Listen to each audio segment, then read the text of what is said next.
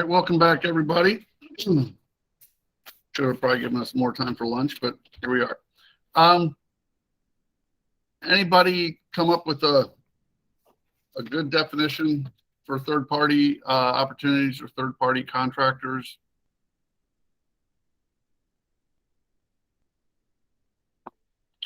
Yes, sir. Hey, Your Honor, this is Josh again with Washington Gas. I don't know if it would be better if there was an opportunity to kind of put something in writing. There was like a definition that everyone can kind of digest and maybe make edits to. Additionally, too, I think one thing I've taken note as the conversations evolved throughout the day is it's not so much where the responsibility or the definition of a third party is, but maybe that there is a better system that needs to be put in place under Empower Maryland that could tease out or parse out if a third party would be more of an acceptable entity to run a energy efficiency program. I've kind of seen that it's more about maybe a framework and a structure that kind of needs to be put in place, or at least a more effective one, I think, under Empower Maryland. And if any of the stakeholders feel differently, please correct me. But I wonder if that also might be something that could be jotted down on paper and that could be kind of just looked at and digested and critiqued upon by all the parties here. All right. Thank you, sir. Anybody want to respond?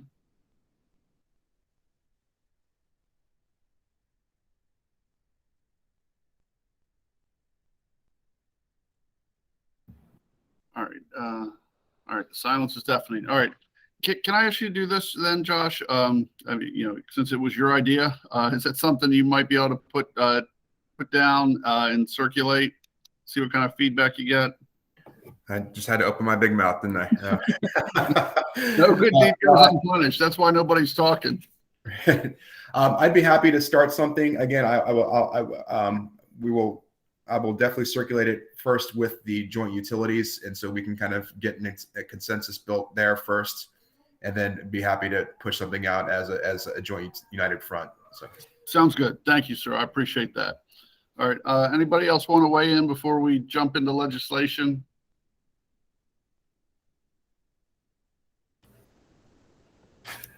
Yes, ma'am.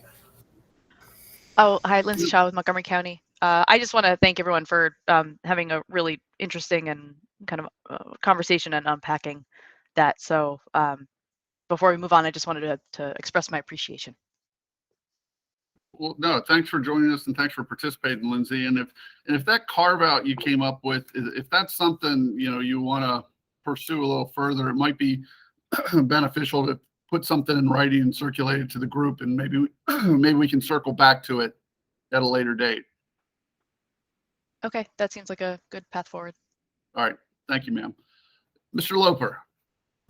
Yeah, I may be beating a dead horse, but I was just thinking it would be helpful in this process discussion, including with what Josh is talking about doing, which I think is a great idea, to just think of what those examples are that could be the case studies, I guess.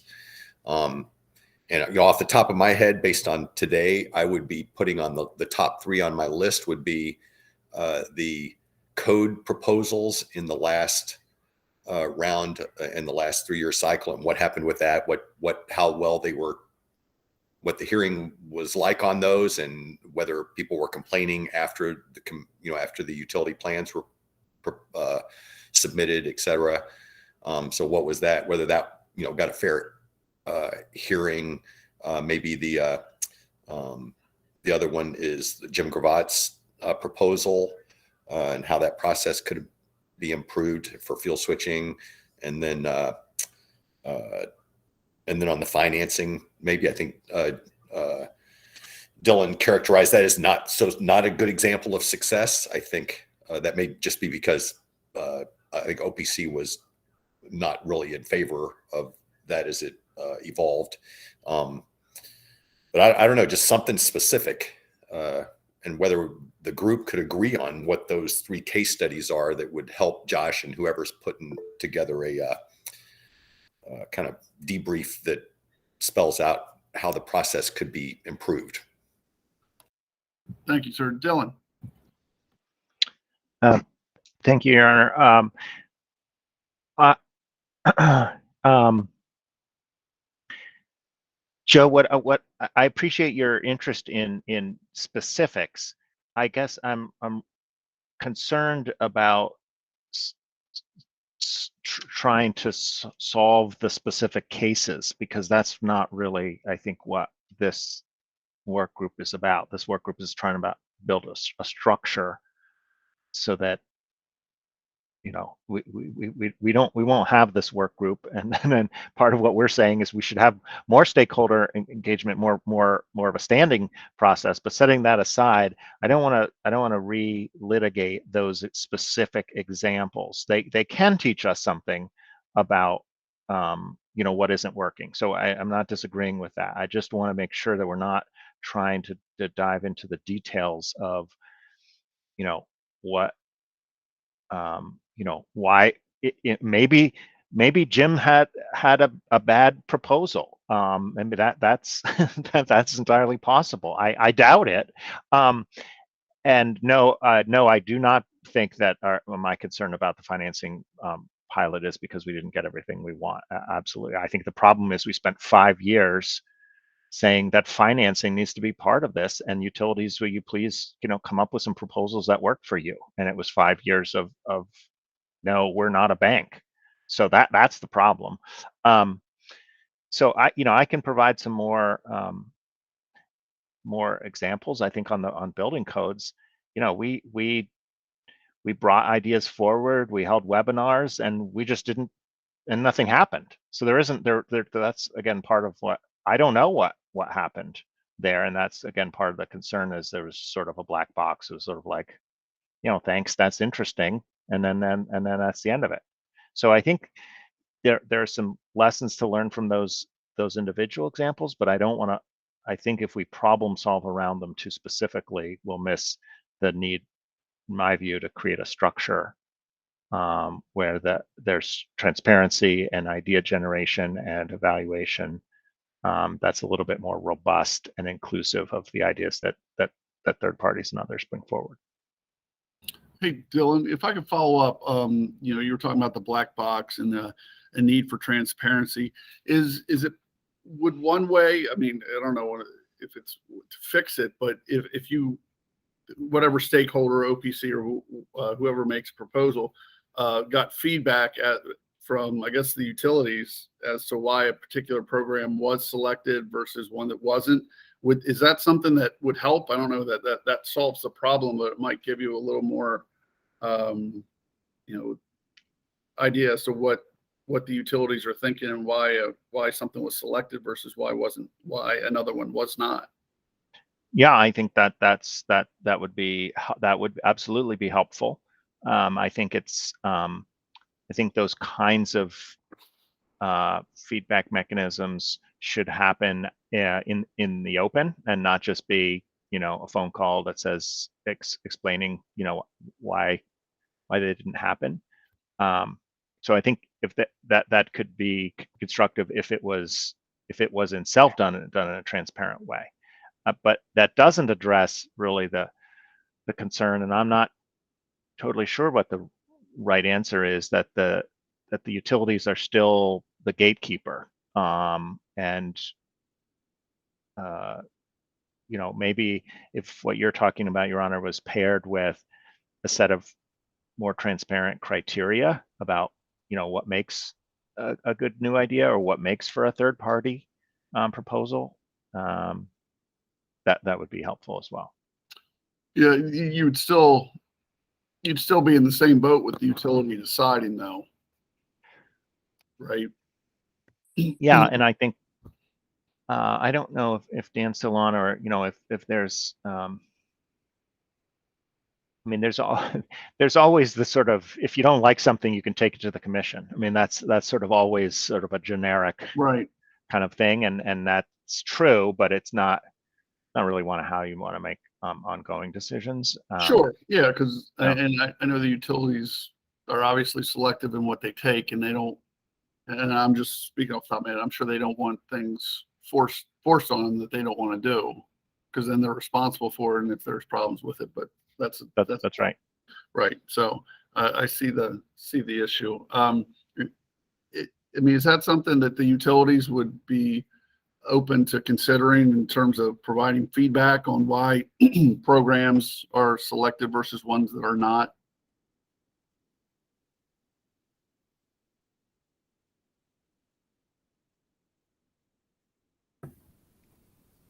I was actually waiting for another utility representative to chime in. I can certainly take that back to our group. I think I am right now the utility person who's chiming in, and get back to you on that, Your Honor. That's fine. And again, I just throwing that out there, and just for the record, that was not my suggestion. I think it was a good suggestion, but someone was talking to me offline and thought that that might be a way to improve the current legislation or current situation. Yes, Mr. Miller. Yes, good afternoon, and certainly off the top of my head, I'll take a crack at it, and if the utilities have anything to add, we can follow up later. But from what I recall, the last technical conference the commission staff hosted prior to development of the 21 to 23 plans, I don't necessarily remember all the ideas that were promoted. I do recall potentially there being some related to low income that DHCD was involved in. I might be wrong there though, but I do recall there were ideas also that were included in the plans by the utilities, and the one that comes to mind is the initiative to target customers who are going to stores and buying non-Energy Star appliances for them to upgrade to the Energy Star appliance, and I think that was called the Shift proposal, and I know that was something that staff had supported, and the utilities had. I'm sorry about that, and the utilities, at least I can speak to were included in utility plans. As for why certain things aren't included, I think things that come to mind. I can't specifically say, give an example off the top of my head of something that was proposed that wasn't included, but sometimes ideas that are advanced don't necessarily have, I'll say, the have energy savings that have been proven or evaluated to the point that the utilities are able necessarily to even include them in the program plans.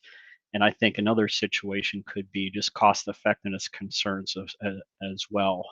So I think a high level where I'm heading is that there's probably a lot of reasons why things may not make it. I think specific to codes and standards, if I remember correctly, that was either like the weeks immediately before the filing or after the filing of the utilities plans. So I think with codes and standards, there's a lot of questions there as to what is the program design, understanding the better understanding, why municipalities may not be adopting the code, and then ultimately around what exactly would the savings be, and are utilities being asked to be enforcement entities in order to enforce the codes that should be being adopted within the municipalities across the state. So I think that was just more of a timing in relation to the plan, with a lot of questions that ultimately would need to be vetted and resolved in order for something there to move forward.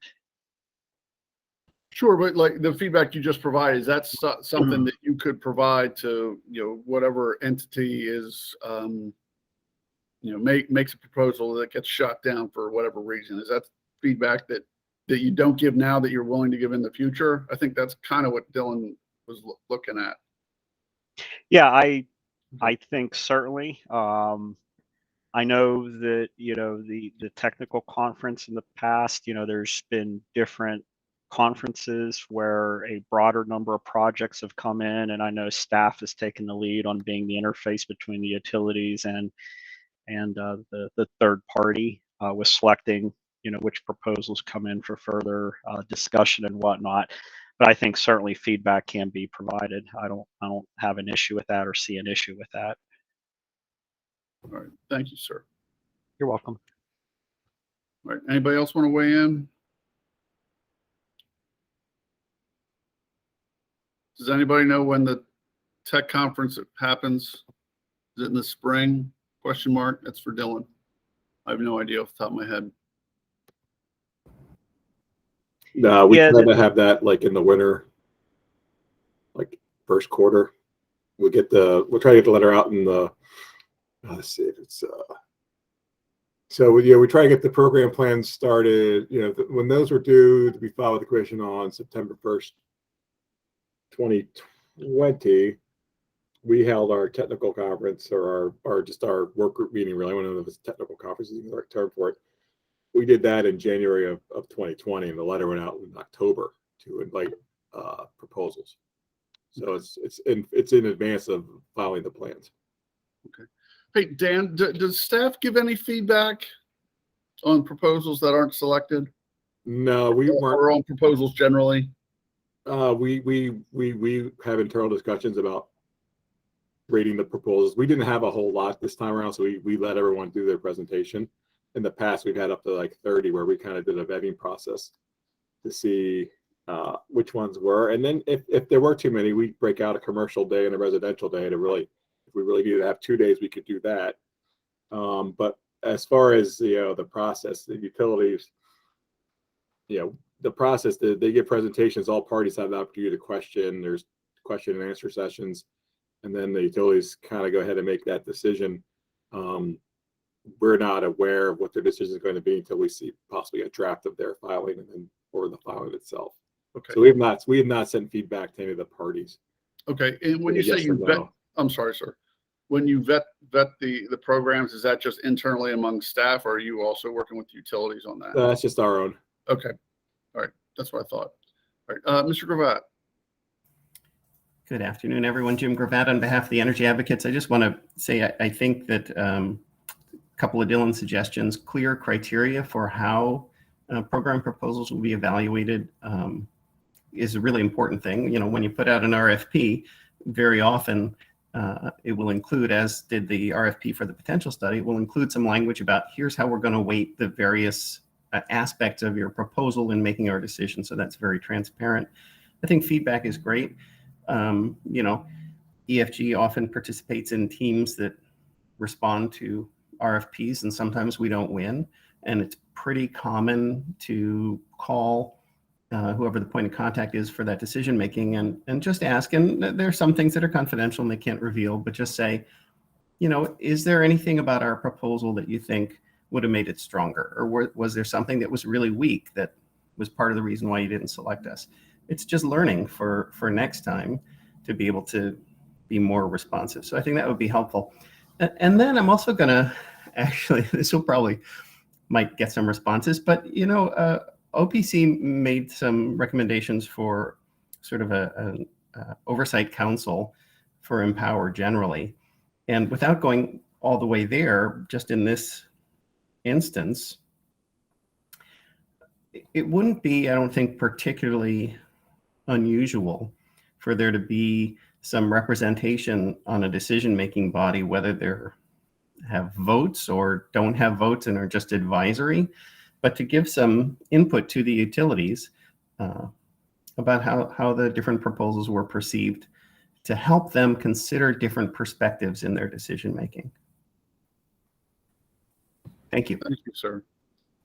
All right. I'll call, throw this out to the utilities. What do you guys think about either an evaluation criteria and or something that Jim had Jim threw out there?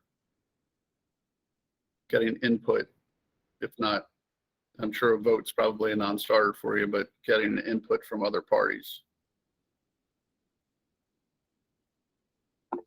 Yes, sir. Josh McClellan with Washington Gas. I think this is an interesting topic, and I think this is something that the joint utilities will probably need to take offline and discuss a little bit further.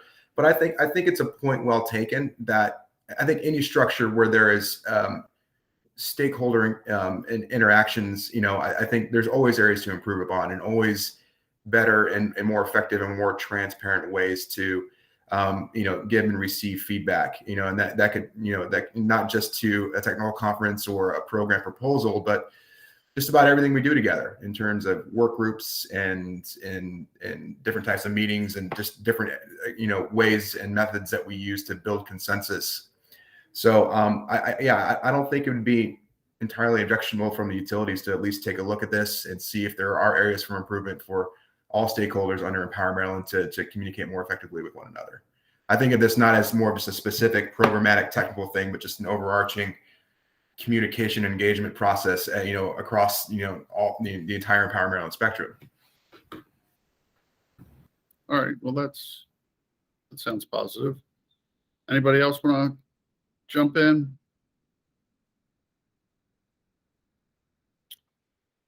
All right. Well, Josh, it sounds like you got some homework to do. Or utilities generally. So anything before we move on to legislation?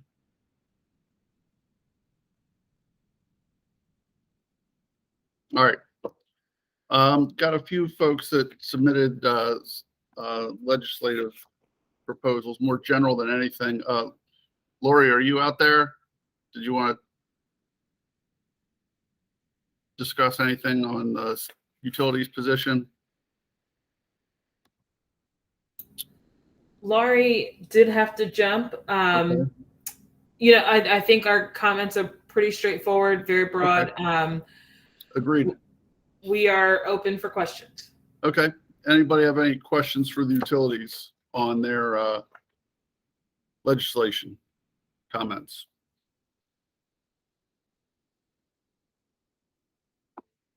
Yes, sir. Thank you, Your Honor. Jim Gravatt on behalf of the Energy Advocates. And the utilities argue that, wait, let me find it, should not be used to restrict the encouragement of natural gas efficiency. And I wondered, the utilities not view that as, that would be consistent with the Climate Commission recommendations to phase out the use of fossil fuels consistent with their path forward. So why shouldn't the legislature, the General Assembly, consider such things?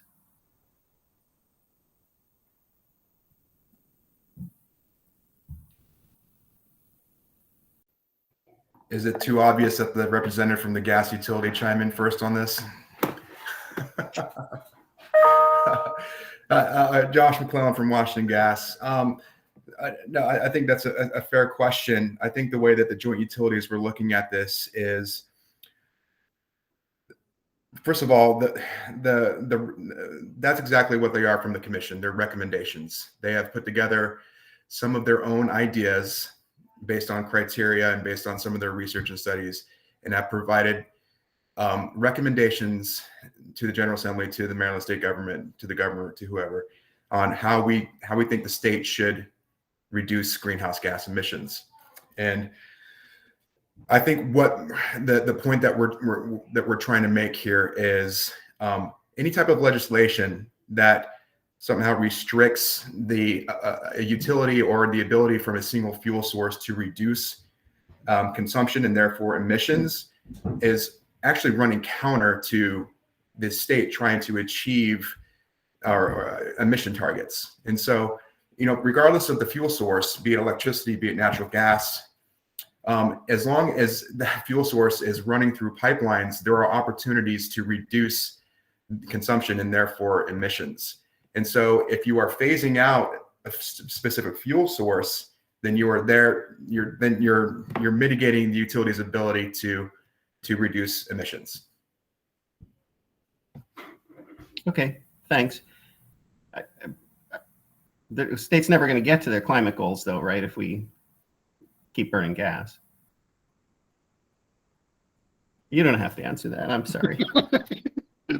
I don't. After lunch, I'm sorry. Jim, and again, that's a fair point. I don't have the report in front of me, and I can't, speculate on, if natural gas, if we keep burning gas, we're never going to hit our targets.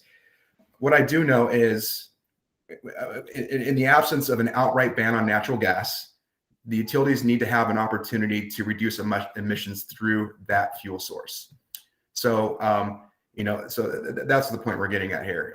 You're basically, or the legislation phasing out natural gas incentives is therefore saying, utilities, we want you to do anything and everything you possibly can to reduce emissions, but just don't do it through natural gas. It seems contradictory.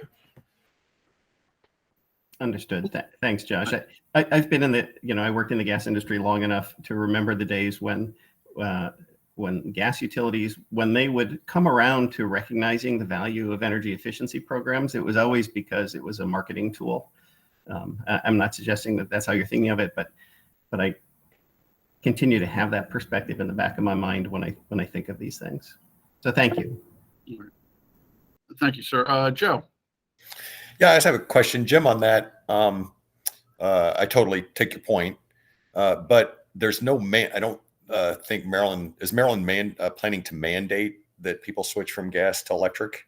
So I guess the question is whether there is a cohort of natural gas burners that are out there that are not going to switch to electric because they love the way that gas feels on the bottom of their pots and pans, for example, or they like the way the heat, the quality of the heat or something from gas in the home. And so that if those people aren't forced to do it or mandated to change, then you don't want to stop yourself from trying to improve the efficiency in those cases, right? Well, I'm just asking if there's an area there. Yeah, I have no idea what the legislature is planning, either collectively or individually. But I think my understanding would be it is certainly within their purview to respond as they see fit in response to the Climate Commission recommendations, which could involve some restrictions. Certainly things like adopting new construction codes that require all electric, that prohibit future use of fossil fuels in new buildings. Yeah. I guess I'm just suggesting maybe until we know what that legislation is, you may not want to, prohibit or preclude from taking efficiency measures if people are going to be using gas anyway. Understood. I think it's a really challenging and tricky question because, we're trying to understand how people are going to respond to certain triggers, either in statute or in the market. And, does the availability of incentives encourage people to stick with natural gas?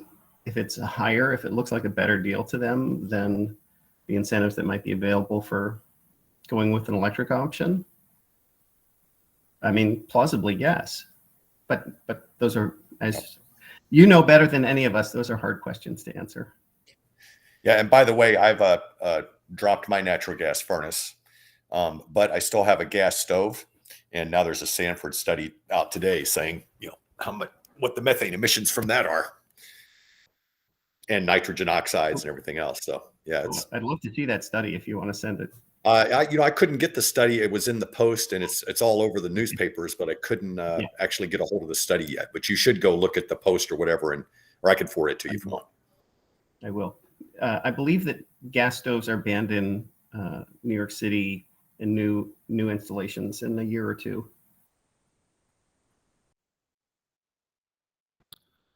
All right. Anybody else for the utilities?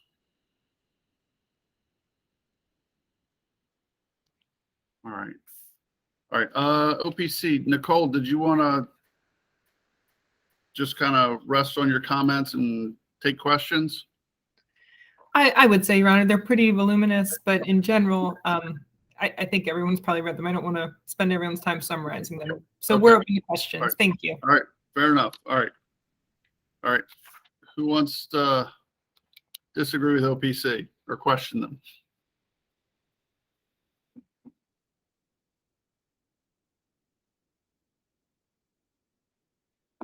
Be a quick. Oh, yes. Oh, Marin just posted the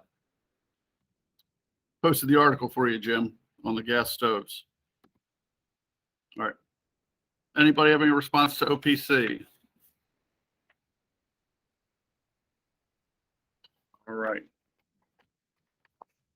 why don't we go, Maren, you there? You want to touch on your comments, ma'am, or take comments on them? Yes, I am here and Okay. happy to. I can go through them really quickly. Sure. If that makes sense. All right. So we opened our reply comments. Well, first of all, good afternoon. This is Maren Mahoney on behalf of the Series Energy Optimization Work Group, and I want to thank you, Your Honor, for this opportunity to provide input on legislative priorities. Our recent legislative priorities, we supported last year the Climate Solutions Now Act, or SB 0414, which would have established binding net zero greenhouse gas emissions goals. We also supported HB 379 and bill in the Senate SB 0462 to strengthen the state's low-income energy efficiency offerings. The engagement on this topic built on our prior advocacy before the state legislature, supporting reauthorization of Empower Maryland through the enactment of HB 514, and that was in 2017. Our positions reflect the fact that we understand that climate change poses a significant risk to the long-term economic success of business community, and demand-side management is an essential investment for mitigating that risk. Going forward, we supported the comments that many of the participants had already made, that legislation should establish ambitious greenhouse gas reduction targets, as we mentioned in our support for the bill from Climate Solutions Now last year. And we also support a dedicated greenhouse gas emissions reduction target for limited income customers. And then under this broader framework, we want to highlight or underscore the fact that energy efficiency as a resource should continue to be at the cornerstone of Empower programming, and we would like it to be recognized as such in legislation. After all, energy efficiency is our least cost resource, continues to be. It delivers substantial benefits, which we have discussed at length in this stakeholder group. And so we want to emphasize the fact that energy efficiency should continue to be upheld as the cornerstone of Empower. We will note we support incorporation of beneficial electrification offerings under Empower, with an emphasis on equity, kind of going back to the point that Jim and the representative from Washington Gas were discussing. And also the inclusion of measures that will minimize the long-term use of gas and need for gas infrastructure. But we want to note that we support the funding and delivery of these offerings as additive and not instead of energy efficiency. If the state does move toward electrification, we would support a legislative directive encouraging research and development for the electrification of hard-to-reach segments and the creation of a stakeholder council charged with advising on the electrification of the commercial and industrial sector, which has some unique needs. Those are our comments regarding legislative priorities and Empower, and I'm open for questions now. Thank you. Thank you, ma'am. All right, any questions for Maren? Yes, Josh. Josh McClellan with Washington Gas. Maren, I was hoping maybe you could elaborate a little bit more on what Sarah's would consider as additive and complementary for gas measures incentives. Sure. Generally the impetus for that comment is we want to make sure that the funding does not necessarily get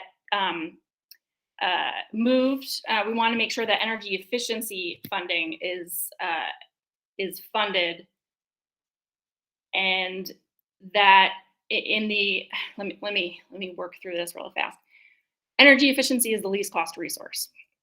We want to make sure that the Empower funds are largely spent on the least cost resource and not necessarily on electrification, which can certainly provide significant benefits, health benefits, and greenhouse gas emissions reductions benefits.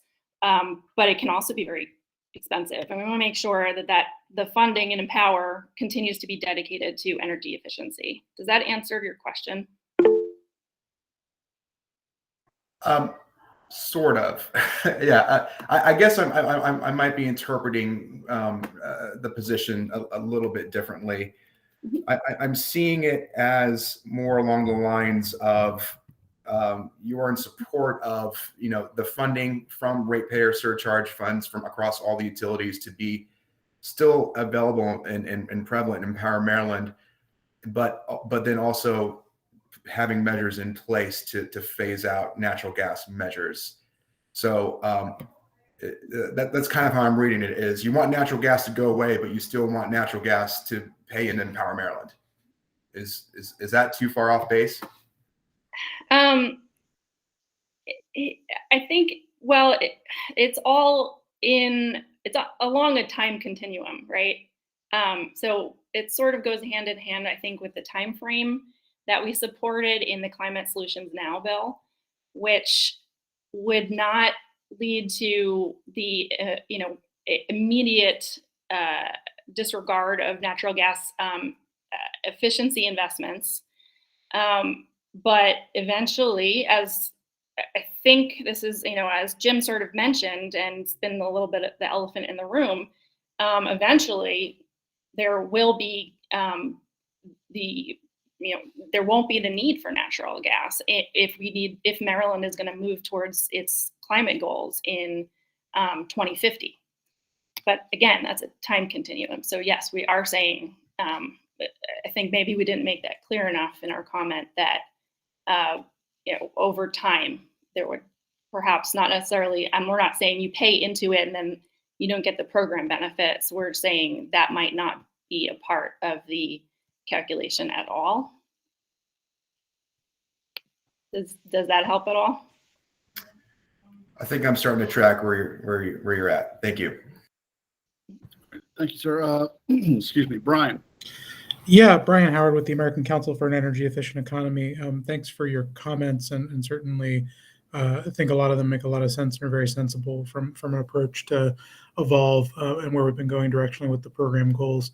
I did want to flag or at least note, some options in terms of the discussion that's been raised about electrification in a beneficial context. There's been just for folks' situational awareness on the call, there have been a number of states that have been providing some legislative guideposts to electrification within the utility context. So I think three states through legislative processes last year that I recall, and there may be more, did add electrification as an option for things. So Illinois, Minnesota, and Colorado at least did through a PSC order. But Minnesota is an example through their legislation kind of put some parameters about what they would deem as effective electrification activities. So something that looked at, if it saves energy, reduces emissions, and is cost effective is kind of the test that they used to determine that would be the appropriate setting for when electrification would be used in that context. I just mostly raised that as a thought exercise of, I think to what has been discussed a little bit, there's some challenges or maybe there's some constraints that we want to put on electrification in the short term, and maybe that's something that evolves, but just wanted to raise that for folks, observation, I guess. And again, thank Maren for the presentation. All right. Thanks, Brian. Josh, your hand's getting tired. Yeah, I'm setting records today in terms of how I am in the work group. Brian, I think that those are good points. Question for you, and some of the examples that you cited in terms of beneficial electrification being part of the legislature. Did you know if the phasing out of natural gas was in conjunction with that? I guess, are they following that? Thanks for that. So if I recall correctly, and Julia's on, and I defer to her as the Illinois expert in that context, but my understanding is that the legislation that they passed this year or this last year was involved in terms of creating a net zero energy goal in terms of emissions issues, and the fuel switching was an element of that. In Minnesota, as an example, they were not linked issues. So there were some increases to energy efficiency programs through something called the ECO Act. I can share some details about that, but that was basically just updating the efficiency offerings without necessarily being directly tied to an overall state emissions target. So we've seen, again, based on our analysis or, our evaluation, we've seen it take two different forms. So it doesn't have to be one or the other. And I'm glad Julia is still on the phone because she can correct me or add to some of my context about Illinois. Sorry, I raised my hand to not necessarily. I think your characterization, from what I understand of Illinois, is right. I was going to add a third state to maybe look at that I think, and I'll point back to Marin, I think she may be familiar with, where electrification is being treated separate from energy efficiency in Colorado, at least what was proposed in legislation. And as I recall, the proposal was to essentially create a surcharge-like feature to support electrification separate from energy efficiency that would still have its own surcharge. So just putting that out there, I don't know that passed, but putting it out there as another way to go about this, and kind of separating the objectives.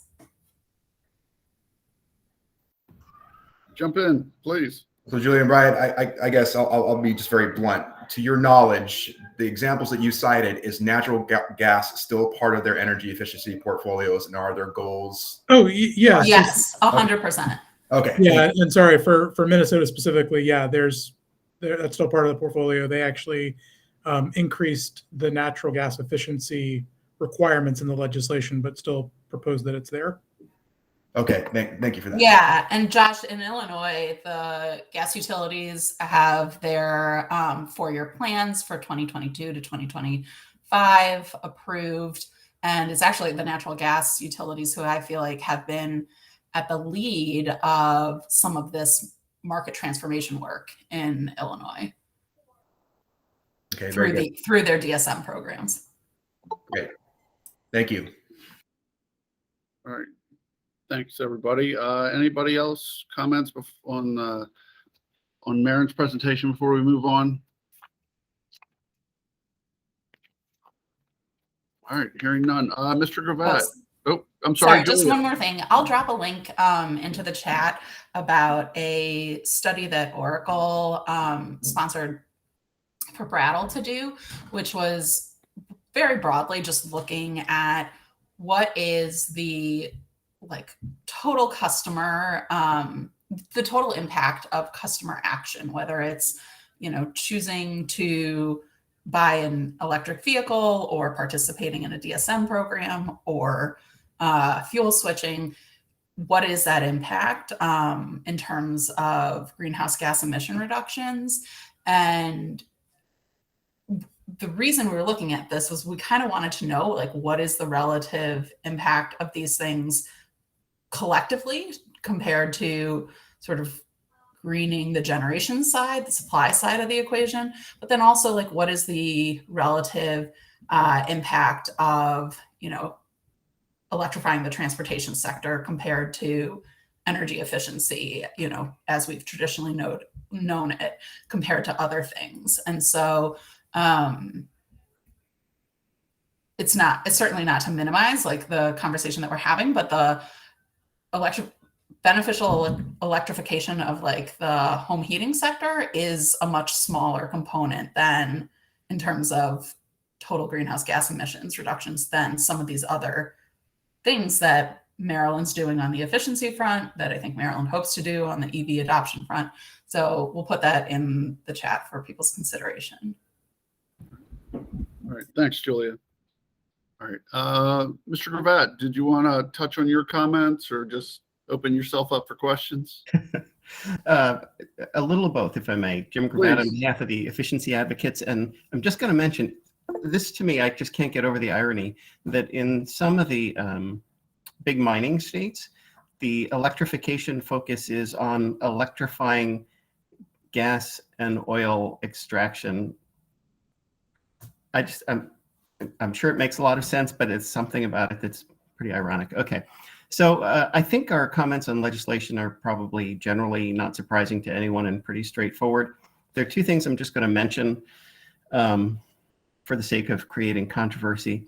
One is that I'm going to file comments today. I think today is the deadline, isn't it, for responses to the joint utilities and OPC emissions, non-energy benefits joint proposal. We're very supportive of the proposal.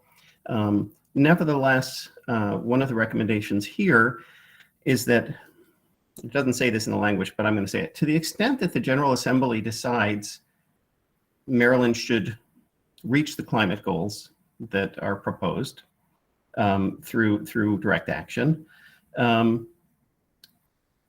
if it turns out that there are alternative approaches that cost more than doing more through Empower, the legislation should say, well, then do more through Empower, wherever they set the goal or however they approach that.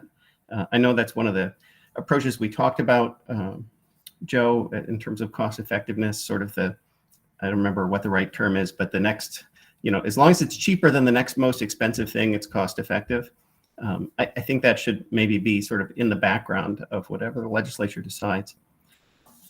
And the other thing I'm going to call out, which I think I've hinted at in some prior conversations, is that the advocates have some real concerns that an equity goal, that if it's established on a statewide basis, 1% of low-income savings, the Empower shall achieve savings equivalent to 1% of the annual load of low-income customers, however that's calculated. That's what's been in the legislature for a couple of years. That could have a perverse implication for utility service territories where there's a higher concentration of low-income folks. This is a real concern. Now, I don't have the data, I haven't done it to do the analysis to see how much of a concern it is. But if there's something in this utility by utility goal setting and cost recovery process that means that low-income customers in one utility territory end up paying more in the surcharge to fund low-income energy efficiency programs than low-income customers in a territory, a utility territory, where there are fewer low-income customers, that doesn't seem right to me. And so what I'm proposing here, what we're proposing here, is that the General Assembly look at a statewide, consistent statewide collection to fund low-income energy efficiency programs or low-income greenhouse gas abatement programs as a way to ensure that the opportunities are the same across the state and that the costs for low-income customers are the same across the state. I know this runs counter to a principle that's, that many adhere to, which is costs should be collected and distributed within each utility territory. That's fair, but I think that this is something that should really be explored. And now I open myself up to. All right, thank you, sir. And I appreciate that reminder about the emissions, the partial settlement that's out there. Any questions or comments for Jim?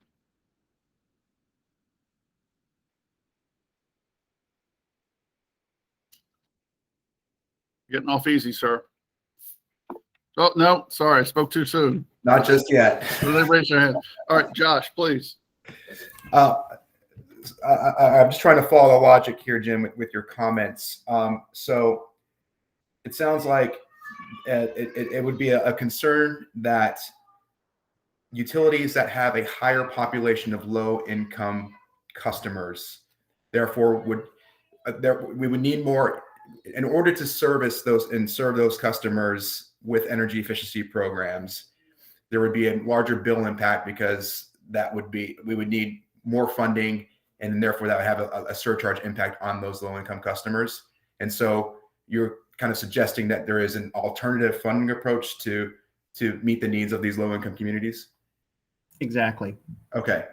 The alternative that I see, which would also be, the alternative to how you laid out what my concern is, which was accurate, is that if we look at that and say, okay, well, if we're going to reach 5% of all the low income customers in every utility territory, and there's 3 times as many in one territory as another, oh, that's going to be too expensive. So we're only going to reach 2% of the low income customers in this territory, so that the surcharge impact is equivalent to what it is in this other territory where we're going to reach 5% of the low income customers.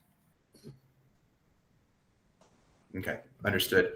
I will have to circle back with my utility colleagues. I am under the impression that folks that are either self-identified or categorized as low income are exempt from the surcharge. I think an issue is that we need to find out more of those folks out there to make sure that I believe there are certain rate classes that are exempt from the surcharge. So if that is the truth, then that concern doesn't necessarily rest on the low income communities themselves, but just the entire customer base altogether. That is true, and I don't know that that's true. That's the first I've heard of it. Doesn't mean I mean, I can't follow everything, so I easily could have missed that. I don't think it was always true, but if that has changed, it would be super important for me to understand that. So thank you for bringing it up, Josh. Sure thing. All right. Joe.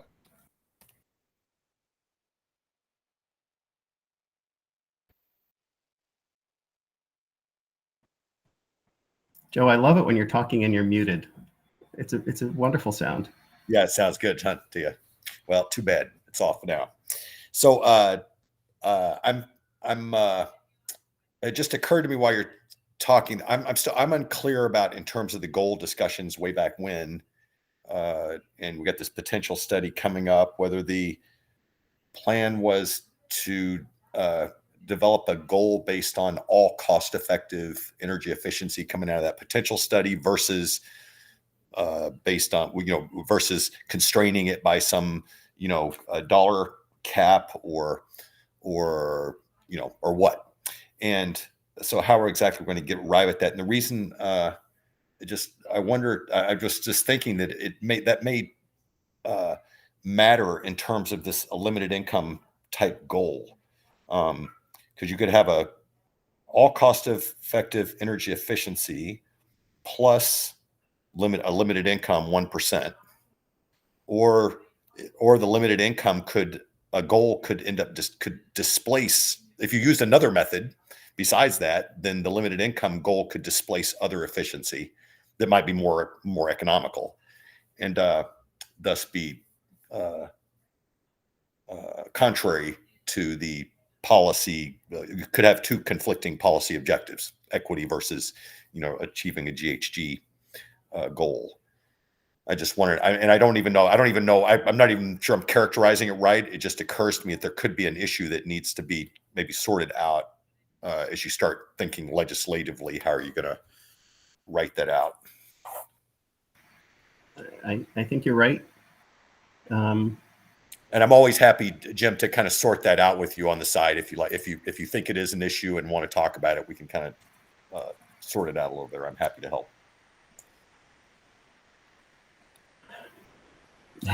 Thanks.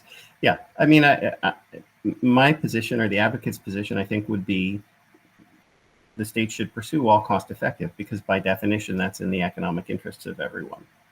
And in doing that, should make sure that disadvantaged communities are getting an equitable share. And how that's defined is, I think, an open question, but the bill that's been in the legislature, as you know, is 1% of their load, which was premised on the idea that if there's a 2% savings goal, then, that seems fair to expect that in the low income sector as well, except that would cost gobs of money. So let's make a concession and say 1% instead of 2%. But I mean, I could ramble on, and that's what I'm doing. Clearly, yeah, it's potentially very challenging from a legislative perspective. All right, thank you, sir. Anybody else? Questions or comments for Jim? Going once, twice. Thank you very much, sir. All right. Let's see who else we have. We have MEA. Babatunde, did you want to touch on your legislative comments? They're pretty brief. Yeah, we didn't have any legislative proposal. We simply made the point that whatever legislation this group is going to propose, it's important that we make sure it's clear and it's consistent, and it's flexible enough to meet up with changing markets and programs for the future. Okay. Yeah, so that's just a summary of our comment. All right, sounds good. I don't think that's too controversial. All right. Is there any other party that has submitted comments that I missed that wants to touch on their legislative proposals? I think I hit everybody.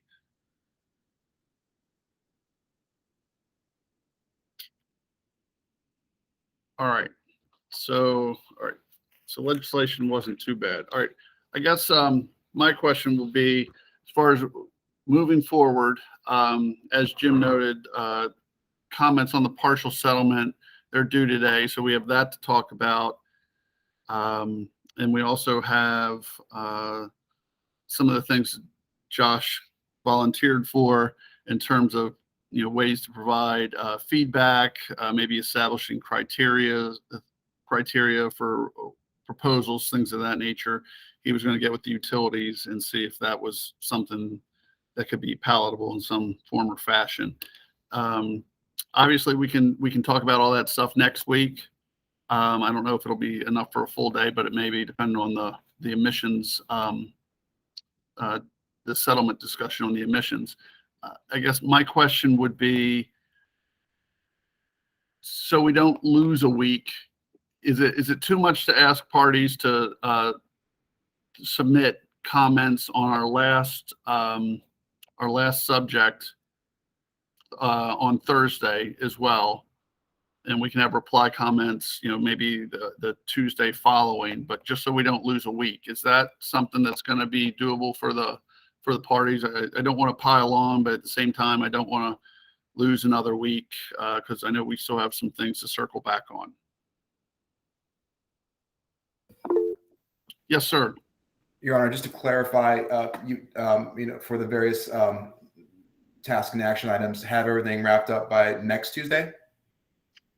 No, well, I was thinking, I mean, if that's something, no, I'm sorry, let me back up. So I was thinking for next week, we would talk about, the things that you had volunteered for. Maybe you could present something, maybe have something in advance of the meeting, maybe Tuesday or Wednesday at the latest, so folks could digest it, and then discuss the partial settlement. And then I was thinking of next Thursday, if parties could also submit comments on the last subject, which is cost recovery and funding, I believe. Okay, understood. Thank you. Yeah, okay, I apologize if I probably muddled that, but is that too heavy of a lift for parties? Yes, Nicole. Yes, Your Honor. Nicole Zeckner on behalf of OPC. If possible, Your Honor, another week might be helpful for us, but I understand you want to keep things moving. Right. It's certainly possible. It's just a question of, it's we're into February, so if we let me pull up my calendar here. So if our next meeting's on the 3rd, then PIM comments on the 10th, then we wouldn't be meeting until the 17th to discuss those. That's the only concern I have. Unless we want to maybe not do reply comments and just maybe move it to the 14th on Valentine's Day. It's always a nice present for that special someone, some Empower comments. Is that more doable if I give you a few extra days? That would help, Your Honor. Yes. Okay. All right. So does anybody else questions or concerns about that? Wait, that doesn't help? No. Let me back up. That actually moves things further. That gives you what does that give you to? Well, I'm sorry. Your Honor, if you were suggesting a deadline of the 14th, but then not having reply comments, is that what you're suggesting? Because I think follow what Nicole was saying, which is more time to actually develop a robust proposal on this complex topic is probably of more importance than Okay. reply All right. before a meeting. Okay, my so view. all right, we'll do that then. We'll do the final comments on our last subject on the 14th. We'll skip reply comments, and then we'll have a meeting on the 17th, in addition to our meeting on the 3rd. And we can, if folks want to meet on the 10th, we can certainly do that. I don't know what we'll talk about, but all right, any strong objections to that? No objections, Your Honor. I just would suggest that this type of topic, and given it's a pretty it's a pretty specific thing to sort of propose how a PIN would work. You may find that it will be helpful to ask people to file a second version or reply in some way after there's a meeting. Sure. Yeah. We'll just kind of play it by ear. But no, I agree. I'd like to have reply comments, but then I don't want to lose another meeting date. So, what is this? Yeah. So that'll work. And again, I definitely want to have folks be able to have another crack in writing if they'd like it. If we could finish up PIMS in maybe two weeks, maybe 3, and then we'd have a few weeks in March to tie up hopefully any loose ends. I know there's a few. So again, if you do have items that you want to revisit, I've got a small list going. I know other folks have as well. Just start tallying that up and keep it in the back of your head so we can hit that. All right. Any other questions? All right. Well, thank you very much, everyone, for your time, and I'll get a new timeline out. Thank you, Your Honor. Thank you. Thank Have a you. great day. Thank you, everyone. Bye-bye.